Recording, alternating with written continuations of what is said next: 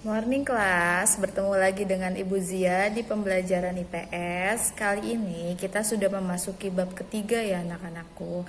Dalam bab ketiga ini kita membahas ketergantungan antar luang dan pengaruhnya terhadap kesejahteraan masyarakat. Nah, untuk subbabnya kita akan membahas mengenai perdagangan internasional. Disimak baik-baik videonya ya. Bila ada kesulitan bisa menghubungi langsung ke WhatsApp pribadi Bu Zia. Terima kasih.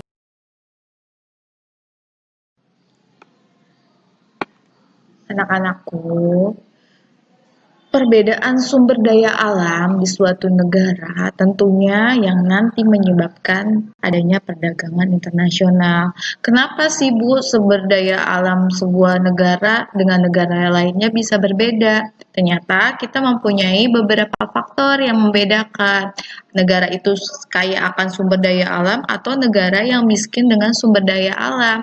Nah, faktornya apa? Yang pertama itu luas daerah suatu negara ya. Semakin luas suatu negara, berarti yang dihasilkan dari sumber daya alamnya mungkin semakin besar.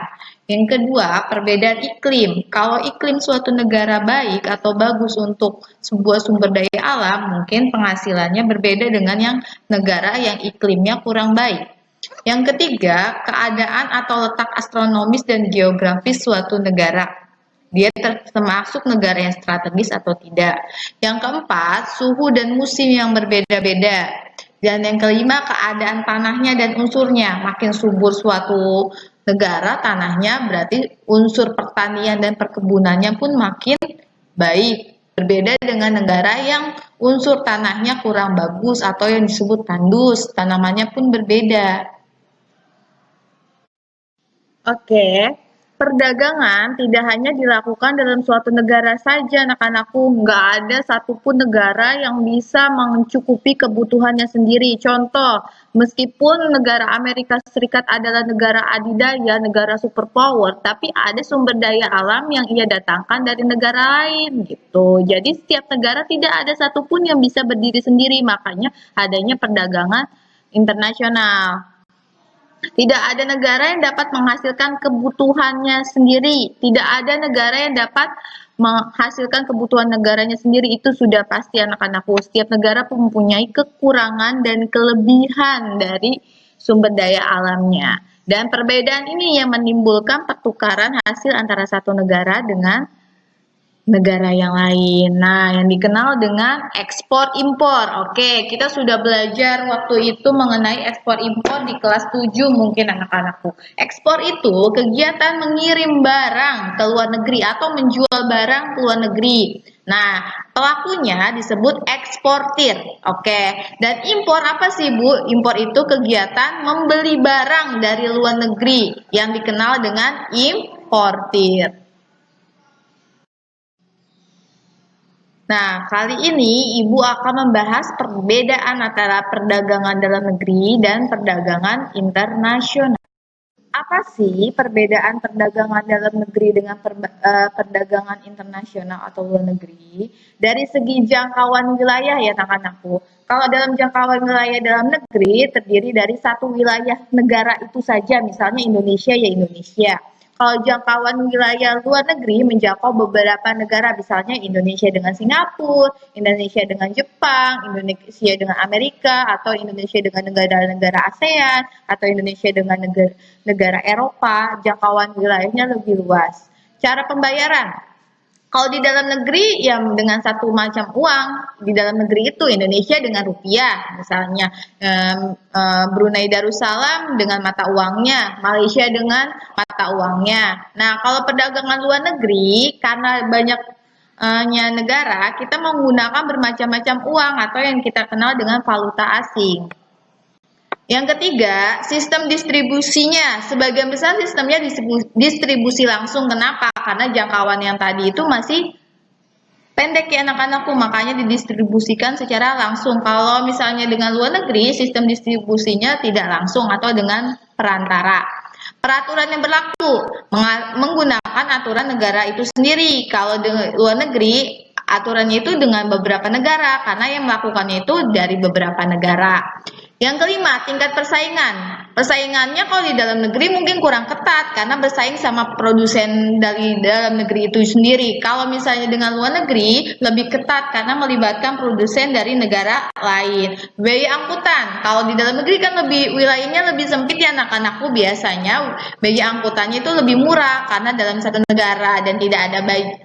Kalau luar negeri mengirim barang ke luar negeri itu kan ada pajak bea cukainya ya. Nah, selanjutnya kalau ke luar negeri lebih mahal karena jangkauan ke beberapa negara, apalagi negaranya yang kita beli itu misalnya jauh, misalnya di Eropa atau di Amerika, itu akan lebih mahal ketimbang kamu berbelanja di dalam negeri atau ke negara-negara tetangga.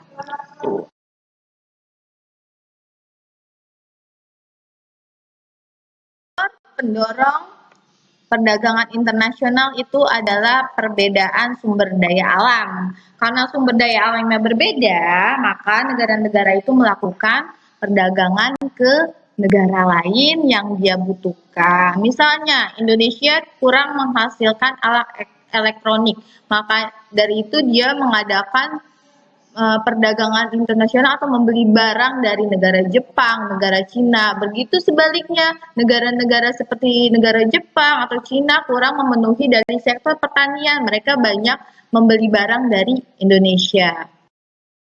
Yang kedua itu perbedaan sumber daya manusia. Kita tidak dapat pungkiri kualitas manusia di suatu negara mungkin berbeda dari satu negara lain. Mungkin negara kita kekurangan ahli-ahli yang akhirnya kita mendatangkan dari ahli-ahli teknologi dari negara lain. Begitu sebaliknya, mungkin di negara lain teknologi sumber daya manusianya mengenai pertanian, perikanan itu kurang dari negaranya. Makanya mereka mendatangkan orang-orang dari Indonesia untuk memenuhi kebutuhan mereka. Oke. Yang ketiga itu adalah perbedaan budaya suatu bangsa. Budaya yang berbeda menyebabkan perdagangan internasionalnya pun berbeda-beda. Yang keempat itu adanya perbedaan selera pada masyarakatnya. Mungkin selera masyarakatnya sudah konsumtif, sudah lebih tinggi, makanya dia memerlukan pembelajaran atau perdagangan dengan negara lain yang tidak bisa dipenuhi di dalam negaranya sendiri.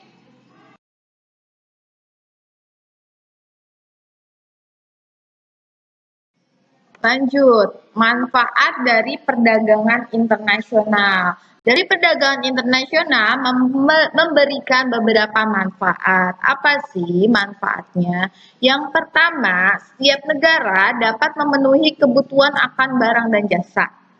Yang kedua, setiap negara dapat menciptakan spesialisasi produknya. Mungkin misalnya Indonesia ahli dari pertanian, ya mungkin dia dikenal sebagai negara penghasil pertanian. Jepang terkenal dengan elektroniknya, maka disebut negara penghasil barang-barang elektronik.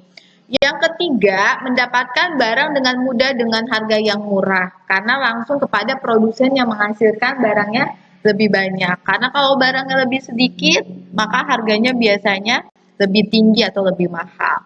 Yang keempat, mendorong kegiatan produksi. Yang kelima, setiap negara dapat meningkatkan hubungan persahabatan karena perdagangan itu menghasilkan hubungan yang baik dan menghasilkan persahabatan antar negara. Yang keenam, pendapatan negara meningkat melalui devisa hasil ekspor. Tentunya apabila ada negara yang banyak dibeli dari negara-negara lain, misalnya Indonesia, negara-negara lain banyak membeli minyak buminya, banyak membeli minyak kelapa sawitnya, banyak membeli batu baranya, itu menghasilkan devisa atau penghasilan pada negara kita sendiri. Yang ketujuh, mendorong kemajuan iptek karena kita harus bersaing dengan negara-negara lain, teknologinya pun harus ditingkatkan. Dan yang terakhir, mendorong pertumbuhan ekonomi. Di dalam perdagangan internasional itu kita akan menghadapi hambatan-hambatan ya anak-anakku. Apa sih hambatannya? Yang pertama, keamanan suatu negara. Bila keamanan suatu negara terganggu, tentunya kita tidak bisa melakukan perdagangan internasional atau perdagangannya ya.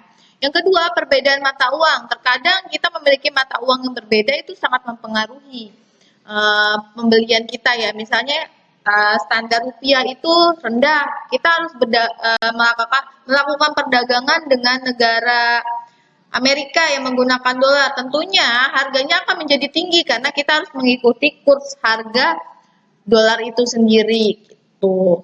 Yang ketiga, sumber daya berkualitas itu masih rendah. Yang keempat, adanya penetapan tarif dan pembatasan impor. Yang kelima, terjadinya perang. Yang keenam, adanya peraturan anti dumping ya. Yang ketujuh, kesulitan pembayaran antar negara, dan terakhir adalah adanya kuota importir.